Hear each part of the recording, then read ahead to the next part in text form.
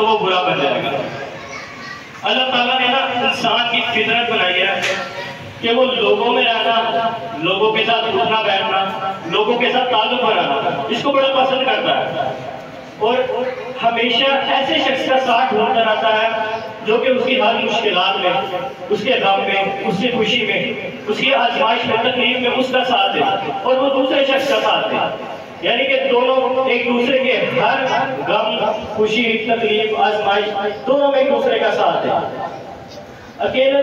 شاید ہی کوئی دنیا میں ایسا شخص ہوگا جو کہ اکیلے رہنا پسند کرتا ہوگا، کیونکہ اکیلے رہنا خلاف فطرت ہے۔ قدرتی طور پر انسان سماجی حیوان ہے، اور سماج میں رہنا، دنیا میں رہنا، معاشرے میں رہنا پسند کرتا ہے۔ یہی وجہ ہے کہ وہ اپنی پسند کے مطابق، اپنی طبیعت کے مطابق اپنے دوست بناتا ہے، اپنا تعلق لوگوں کے ساتھ قائم رکھتا ہے، اپنا اٹھنا بیٹھنا اپنی پسند کے مطابق بناتا ہے۔ اب آپ کے سامنے ایک جملہ پیش کرتے ہیں، اس پر غور کیجیے گا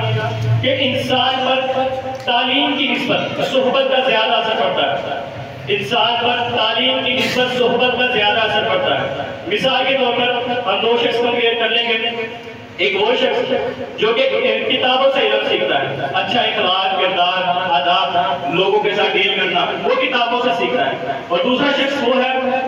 جو کہ ایسی صحبت میں رہتا ہے جس کا جن لوگوں کا اخلاق اچھا ہے، جن کا کردار، آداب، لوگوں کے ساتھ وہ ڈیل کرتے ہیں، وہ بڑا بہتر ہے۔ اب جب ہم ان دونوں کو کمپیئر کریں گے نا کہ نتیجہ نکالیں گے کون زیادہ جلدی اخلاق سیکھتا ہے، علم سیکھتا ہے، تو وہ صحبت والان میں یہ خاصیت رکھتی ہے کہ وہ جس صحبت میں بیٹھے گا وہاں کے لوگوں کی عادات کو اپنے اندر بڑی جلدی ڈیولپ کرے گا۔ اس لیے جو صحبت والا ہوگا نا شخص، وہ بڑی جلدی سیکھے گا، کیونکہ وہ فیس ٹو فیس لوگوں کو دیکھ رہا ہوگا کہ یار یہ سامنے والا جو میرا شخص ہے نا، اس سے اخلاق اچھا ہے، یہ لوگوں کے ساتھ بڑا اچھا ڈیل کرتا ہے، لوگوں کے ساتھ جب بھی ملتا ہے سلام دعا لیتا ہے، اچھی طرح سے ملتا ہے، اس کا اخلاق کردار اچھا ہے، جس کی وجہ سے لوگ اس کی عزت کرتے ہیں۔ جب وہ اس چیز کو دیکھے گا، وہ صحبت میں رہے گا لوگوں کی ایسے کی، تو بڑی جلدی سیکھے گا بنسبت کتابوں کے۔ جب ہمیں پتہ چل جاتا ہے، جب ہم ایسا ایسا بڑے ہوتے رہتے ہیں، ہمیں پتہ چلنا شروع ہو جاتا ہے کہ زندگی گزارنے کے لیے نا، ایک بہترین اور اچھی زندگی گزارنے کے لیے ہمیں دوسروں کی نا مدد کی ضرورت پڑتی رہتی ہے، کیونکہ زندگی میں مشکلات آتی ہیں، اس لیے ہمیں ایک دوسرے کی نا مدد کی ضرورت پڑتی رہتی ہے۔ تو ہمیں نا اس چیز کا تعین کر لینا چاہیے، اس چیز کو دیکھ لینا چاہیے کہ جس شخص کے ساتھ ہماری دوستی ہے، ہمارا تعلق ہے، کہ وہ شخص کیسا ہے، اس کا اخلاق کیسا ہے، اس کا کردار کیسا ہے، اس کا اٹھنا بیٹھنا کیسا ہے۔ اگر تو ٹھیک ہے وہ آپ کو مبارکباد، کیونکہ اس کی تمام اچھی عادات جو ہیں وہ آپ کے اندر آ جائیں گے، لیکن خدا نہ خواستہ اگر وہ زانی نکلا، اگر وہ شرابی نکلا، تو اگر وہ بے حیا نکلا، تو اس کی جو تمام عادات ہوں گی نا وہ آپ کے اندر آ جائیں گی، آپ بھی زانی، شرابی، بے حیا بن جاؤ گے۔ اگر آپ اچھے لوگوں کے ساتھ رہیں گے نا، تو دوسرے لوگ بھی آپ کو اچھا سمجھیں گے۔ اسی کے بعد اگر آپ بری صحبت میں بیٹھو گے تو برے لوگ، جو تمام لوگ ہیں نا، وہ بھی آپ کو برا سمجھیں گے۔ حضرت نا شیخ سعدی رحمۃ اللہ علیہ ایک مرتبہ نا حمام میں بیٹھے ہوئے تھے، تو ان کے ایک دوست نے انہیں خوشبو والی مٹی لا کر دی، تحفے میں تھی۔ اس مٹی میں سے بڑی اچھی خوشبو آ رہی تھی، تو شیخ نے نا ان سے مٹی سے پوچھا کہ مٹی تیرے میں سے نا خوشبو بڑی کمال کی آ رہی ہے، مجھے تیری خوشبو نے نا مست کر دیا، اب مجھے یہ بتا کہ تیری یہ خوشبو ہے وہ مشک کی ہے یا عنبر کی ہے، یا وہ کون سی خوشبو ہے جو اندر تیرے اندر سے آ رہی ہے۔ مٹی نے بڑا کمال جواب دیا۔ مٹی کہتے ہیں حضرت میں تو صرف ایک معمولی سی مٹی ہوں، لیکن جہاں تک آپ کی سوال کی بات ہے جو آپ نے پوچھا ہے کہ میرے اندر سے جو خوشبو آ رہی ہے وہ کس چیز کی ہے، وہ یہ ہے کہ میں نے اپنا کچھ عرصہ جو ہے نا پھولوں کی صحبت میں گزارا ہے، جس کی وجہ سے جو ہے نا میرے اندر سے نا خوشبو آ رہی ہے، ورنہ میں تو صرف ایک معمولی سی مٹی ہوں۔ اللہ تعالیٰ قرآن مجید میں ارشاد فرماتا ہے یا ایھا الذین آمنوا اتقوا اللہ وکونوا مع الصادقین، اے ایمان والو اللہ تعالیٰ کا تقوی اختیار کرو، اللہ تعالیٰ سے ڈرو اور صادقین کی مجلس اختیار کرو۔ کیوں؟ کیونکہ جب تم مجلس اختیار کرو گے نا، صحبت میں رہو گے ایسے لوگوں کی جو کہ اللہ سے ڈرتے ہوں گے، جو کہ ہر گناہ سے پہلے یہ سوچتے ہوں گے کہ میرا اللہ مجھے دیکھ رہا ہے، جو کہ ہر گناہ کرنے سے پہلے یہ سوچیں گے میری اللہ تعالیٰ سے اٹیچمنٹ ہے، میری اس سے محبت ہے، اگر میں گناہ کروں گا تو وہ کیا سوچے گا، گناہ کرنے کے بعد میں کیا اس کو فیس کروں گا، کس منہ سے اس کو فیس کروں گا۔ ایسے لوگوں میں بیٹھیں گے نا تو آپ کے اندر بھی تقویٰ آئے گا۔ اس لیے اللہ تعالیٰ نے ارشاد فرمایا یا ایھا الذین آمنوا اتقوا اللہ وکونوا مع الصادقین، اے ایمان والو اللہ تعالیٰ کا تقویٰ اختیار کرو، صادقین کی مجلس میں رہو۔ نیک صحبت کے فضیلت کے بارے میں رسول اللہ صلی اللہ علیہ وسلم نے ارشاد فرمایا کہ نیک بندے کی صحبت جو ہے نا وہ عطر والے دکان کی طرح ہے کہ آپ کسی عطر والے کی خوشبو والی دکان میں جاتے ہو نا، کیونکہ خوشبو بھی جو ہے نا کیپسٹی بہت زیادہ ہوتی ہے، تو اسی لیے جب آپ کسی نیک صحبت میں رہو گے نا، ایک اچھی صحبت میں رہو گے، وہ آپ کو چاہے نماز کا حکم نہیں دے رہے، آپ کو روزہ رکھنے کا نہیں کہہ رہے، آپ کو نیکی کا حکم نہیں دے رہے، لیکن پھر بھی جب آپ اس کے ساتھ رہو گے نا تو آپ کے اندر نا یہ حیا ہے کہ یار میرا ساتھ والا جو ہے جس کے ساتھ میں اٹھنا بیٹھنا کر رہا ہوں، جو میرا دوست ہے، یہ نمازیں پڑھ رہا تو میں کیوں نہیں پڑھ رہا، یہ نیکی کا حکم دے رہا تو میں کیوں نہیں دے رہا، یہ روزے رکھ رہا تو میں کیوں نہیں رکھ رہا، پھر آہستہ آہستہ آہستہ آہستہ آپ اس کی ساری اچھی عادات جو ہے نا آپ کے اندر کر لو گے، اور اسی کے بعد رسول اللہ صلی اللہ علیہ وسلم نے ارشاد فرمایا کہ بری صحبت کی مثال پٹی والے دکان کی طرح ہے، لوہار کی دکان کی طرح، ویلڈنگ والا، کہ جب آپ کسی ویلڈنگ والے کے پاس جاتے ہو وہاں پر کھڑے ہوتے ہو، جب وہ کوئی لوہا ویلڈنگ کر رہا تو جو اس کی چنگاریاں نکلتی ہیں آپ کے کپڑوں پر پڑتی ہیں، اگرچہ وہ آپ کے کپڑے جلاتی نہیں ہے لیکن آپ کے کپڑے دھوئے دار کر دیتی ہے، آپ کے کپڑے کالے کر دیتی ہے، اسی طرح جب آپ کسی بری صحبت میں رہو گے نا، اگرچہ وہ آپ کو برے کام کی ترغیب نہیں دے رہے، برے کام پر ڈال نہیں رہے، لیکن آپ ان کی صحبت میں ہو، آپ ان کے ساتھ اٹھنے بیٹھ رہے ہو، تو آہستہ آہستہ اس تمام عادات جو بری ہیں وہ بھی آپ کے اندر آتی رہیں گے۔ رسول اللہ صلی اللہ علیہ وسلم کی اس حدیث کو پنجابی شاعر نے اپنے شعر میں اس طرح بیان کیا ہے کہ نیک بندے دی صحبت عالم یارو جیویں دکان اتارا، خوشبو پاوے مول نہ لئیے بھلے اور ہزارا، تے بری بندے دی صحبت یارو جیویں دکان تو خارا، کپڑے پاوے کنج کنج پائیے، کپڑے پاوے کنج کنج بیٹھیے چنگا آن ہزار۔ اسی طرح جب اچھے لوگوں میں بیٹھو گے نا تو آساس آپ بھی اچھی ہو جائے، لیکن اگر برے لوگوں میں بیٹھو گے تو آپ بھی برے بنتے جاؤ گے۔ اب نا اکثر نا یہ لوگ بات کہتے ہیں کہ ہم نے نا نیک لوگ بہت ڈھونڈے، ہم نے بہت اچھی صحبت ڈھونڈی، لیکن ہمیں ملے نہیں لیتے نیک لوگ، ایسا نہیں ہے، ڈھونڈنے میں فرق ہوتا ہے، نیک لوگ اللہ کے ہوتے ہیں۔ اب نا بزرگوں نے اس سوال کا بھی جواب دیا، بزرگ فرماتے ہیں کہ اگر آپ کو نیک لوگ یا نیک صحبت میسر نہیں نہ آ رہی تو آپ ان نیک لوگوں کے واقعات، ان کے احوال پڑھنا شروع کر دیں جن کو آپ نیک سمجھتے ہیں، جب آپ ان کے واقعات، ان کی نصیحتوں پر عمل کرنا شروع کر دیں گے تو وہ ایسے ہی ہے جیسے آپ نے ان کی صحبت اختیار کی، کیونکہ جب صحبت اختیار کرنے والا کسی کی صحبت کو اختیار کرتا ہے تو وہ اسی کی طرح ہو جاتا ہے۔ اگر آپ ان کے واقعات پر اپنے نیک لوگوں کے، اس طرح ہمارے دادا صاحب گزرے ہیں، ہمارے دوست اعظم گزرے ہیں، ان کی نصیحتوں پر عمل کرنا شروع کریں گے تو یہ ایسے ہی ہے جیسے ہم نے ان کی صحبت اختیار کیا۔ اب ایک اور چیز انسان میں پائی جاتی ہے، ہیومن نیچر ہے کہ ہم چاہتے ہیں کہ لوگ نہ ہماری عزت کریں، لوگ ہمیں اچھے بات پہ یاد کریں، لوگ ہماری قدر کریں، لیکن ہمارا اخلاق اس طرح کا نہیں ہوتا۔ مثال کے طور پر میں خود کو لیتا ہوں کہ میں چاہتا ہوں کہ نہ لوگ میری عزت کریں، مجھے اچھے بات پہ یاد کریں، میری قدر کریں، لیکن میرے اخلاق، کردار، میرے آداب اس طرح کے نہیں ہیں۔ تو بزرگوں نے نا اس کا بھی جواب دیا کہ بزرگ فرماتے ہیں اگر تو چاہتا ہے نا کہ لوگ تیری عزت کریں تو تو ان لوگوں کے ساتھ رہ، ان کی صحبت اختیار کر جن کی لوگ عزت کرتے ہیں اور جس چیز کی وجہ سے عزت کرتے ہیں۔ یہ بیسک جملہ کہ جس چیز کی وجہ سے عزت کرتے ہیں وہ چیز کیا ہے؟ وہ ہے ان کے اخلاق، ان کا کردار، ان کے آداب، کہ وہ دوسروں کے ساتھ کیسے رہتے ہیں۔ میرے خود کو کنسیڈر کرتا ہوں کہ میرے ساتھ ایک شخص ہے، وہ میرے سے ملتا ہے، میں اس سے ملتا ہوں، وہ میری عزت کرتی، میرے سے اچھی طرح بات کرتا ہے، مجھے اچھے بات، میرے نام جو اچھی طرح پکارتا ہے، میری ہر مشکل میں میری مدد کرتا ہے، تو یہ ہے اس کا اخلاق۔ اب جب ہم اپنے اندر یہ اخلاق ڈالیں گے نا تو آسان سے لوگ بھی ہماری عزت کریں گے۔ مثال کے طور پر میرا کل پیپر ہو میتھ کا، بورڈ کا پیپر ہو، وہ ایک سوال ایسا ہو جو کہ 40 سے 50 نمبر کا کمپلسری سوال ہو، جس کو آنا ہی آنا ہے، جس کو کرنا ہی کرنا ہوتا ہے، اگر نہ کرے گا تو فیل ہو جائے گا۔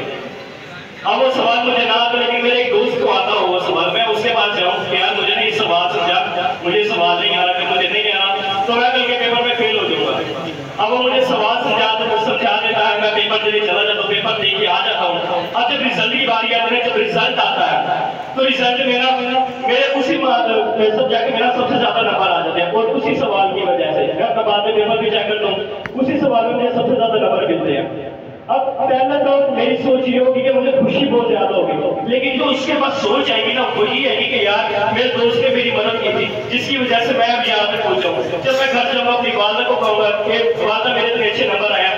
تو جب وہ خوش ہوگی میں ان کے چہرے پر خوشی دیکھوں گا, میں اپنے دوسرے رشتہ داروں کے چہرے کے اوپر خوشی دیکھوں گا, تو میرا دوست ہی میرے ذہن میں ہے کہ یار اس نے میری مدد کی تھی. یہ ہے اچھے معنوں میں یاد کرنا. جب ہم اس طرح لوگوں کی مدد کریں گے, اپنا اخلاق, اپنا کردار, اپنا ادب اپ گریڈ کرتے رہیں گے, اپنے اندر ڈیولپ کرتے رہیں گے, تو دوسرے لوگ ہماری بات ساری سے عزت کریں گے, ہمیں اچھے معنوں میں یاد کریں گے, ہماری قدر کریں گے. حضرت شیخ سعدی رحمۃ اللہ علیہ چھوٹے تھے تو اپنے والد صاحب کے ساتھ عید کی نماز پڑھنے جا رہے تھے. ان کے والد نے نصیحت کی تھی کہ بیٹا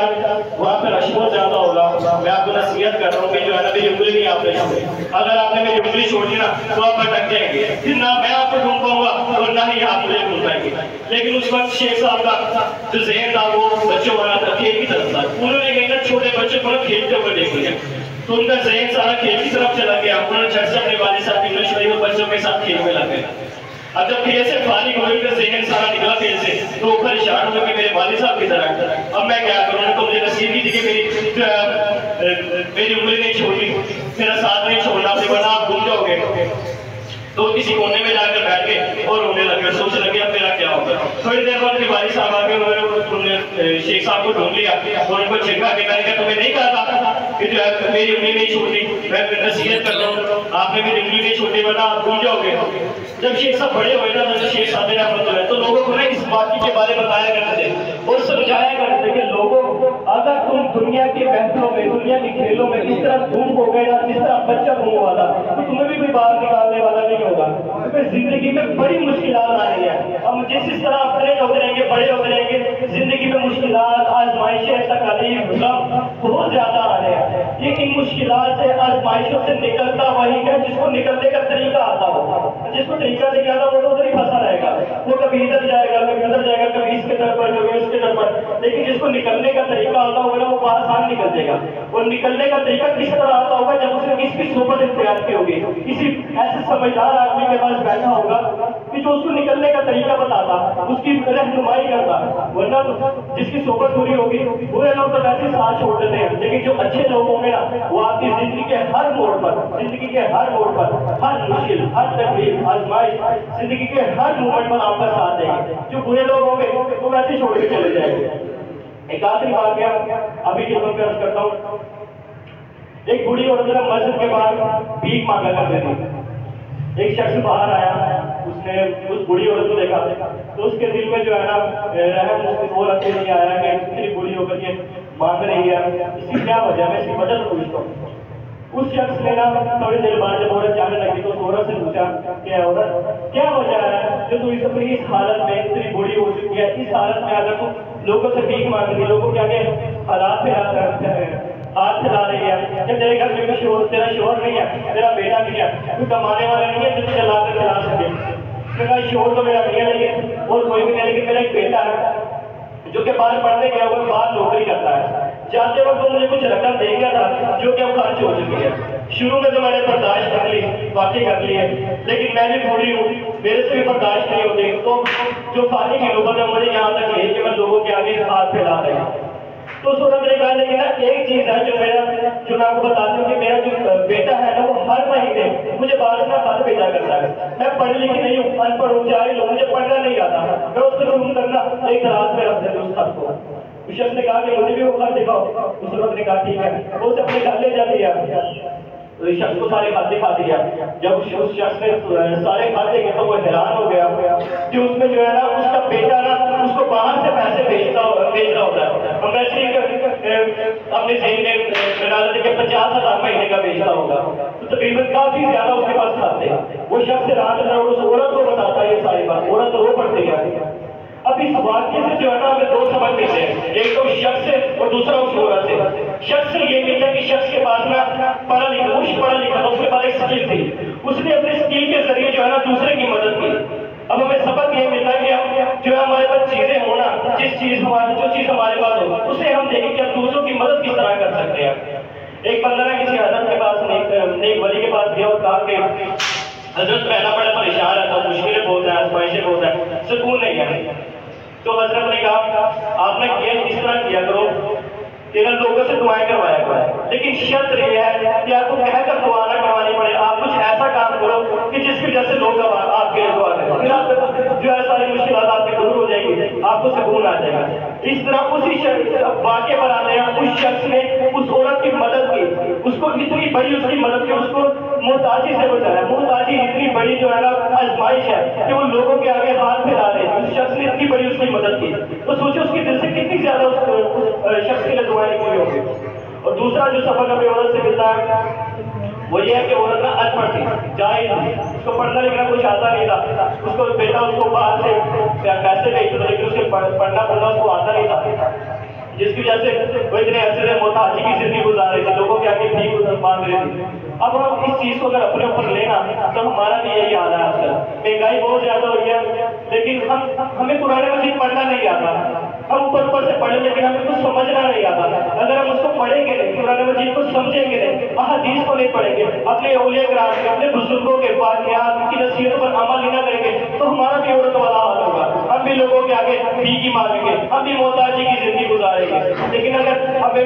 کرنا آتا ہوگا، قرآن مجید پڑھنا آتا ہوگا، سمجھنا آتا ہوگا تو قرآن مجید ہماری زندگی میں ہماری زندگی کے ہر موڑ پر ہماری رہنمائی کرتا ہے۔ اب میرے تمام دوستوں کا لبے لباب وہ یہ ہے کہ آج کی برکت رات میں بھی توبہ کر کے آیا ہوں، آپ بھی توبہ کر کے آیا ہیں۔ میری گزارش ہے کہ جب آپ آج توبہ کر کے جائیں تو کل ایسا نہ ہو کہ آپ دوبارہ اسی صحبت پہ جا کے بیٹھے، جس صحبت پہ رہ کر آپ نے گناہ کیے۔ ہم پورا سال تو گناہ کرتے ہیں اور اس رات کو آگے اللہ تعالیٰ سے معافی تو مانگ لیتے ہیں، لیکن کل دوبارہ پرسوں دوبارہ اسی صحبت پہ جا کر بیٹھتے ہیں۔ خدا اپنی صحبت ٹھیک کیجیے۔ میں یہ نہیں کہتا کہ میرے قاری صاحب کے پاس رہیں یا آگے ان کی صحبت میں بیٹھیں، اس طرح آپ سمجھیں کہ میں اپنے قاری صاحب کو کہہ رہا ہوں، میں یہ نہیں کہتا کہ آپ علی بھائی کے پاس ہیں، بابا جی کے پاس ہے، لیکن مسجد کی صحبت میں تو آپ رہ سکتے ہیں نا، اللہ تعالیٰ کی صحبت میں تو آپ رہ سکتے ہیں۔ مسجد میں اتنی زیادہ برکتیں ہیں، ہم جگہ جگہ سکون تلاش کرتے ہیں، کبھی اس سے گھر جاتے ہیں، کبھی اس کے در پر جاتے ہیں، جگہ جگہ جا کر سکون تلاش کرتے ہیں۔ ایک مسجد ہے جہاں پر ہم آتے نہیں ہیں۔ خدا اپنی صحبت کو اچھا کرے، اپنے اندر جو چیز آپ کے پاس ہے اسے دوسروں کی مدد کرے، قرآن مجید کو پڑھیں سمجھیں۔ میری اللہ تعالیٰ سے دعا ہے کہ اللہ رب العزت ہم سب کو صراط مستقیم پر چلائے، ہم سب کے تمام گناہوں کو معاف فرمائے۔